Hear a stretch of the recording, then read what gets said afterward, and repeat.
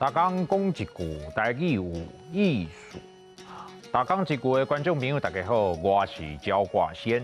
最近雨水是哪来哪坐，定定擦擦滴，落袂停。对啦，今仔日咱要小解这块就是污水。污水汉字写作污水，罗马字写作污，思为水。污甲水拢是文音，拢是第二条。污水这个块的开始是伫新历的2月18到20的其中一天。伫这个时阵，原本较凉冷的天气会渐渐转烧落，差不多拢是休寒要结束，新学期要开始的这卡刀。春天也是捕蝉的季节，雨水有足无？对收成的影响真大。做事人靠天食饭，俗语讲春南夏北，无水无目，就是讲若是春天透南风，热天吹北风，就会欠水可旱，日子就歹过啊。甘蔗的中央有目，会甲规支甘蔗隔到一节一节。到污水这块，甘蔗会大真紧。一节一节黏黏就会变甲长长长，所以俗语讲污水甘蔗节节长。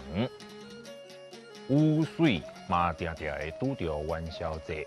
人讲元宵是小过年，逐口罩除了会穿青草来拜拜，佫会有食元宵、换瓜丁、摇米菜等等的活动。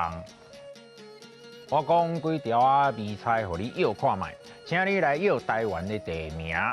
第一条，阿兄失业。叮咚叮咚，英哥。第二条来，新明下班。叮咚叮咚，关庙。你讲摇米菜是不是介趣味咧？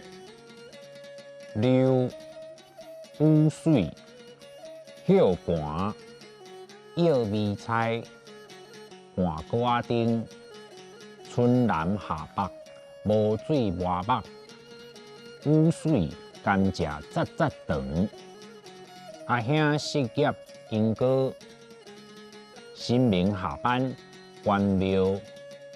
污水这块就甲伊的名称同款。春雨会愈来愈多，所以大家出门就要记得罩雨伞哦。今仔日的大讲一句就讲到这，感谢观众朋友的收看，咱后摆再会。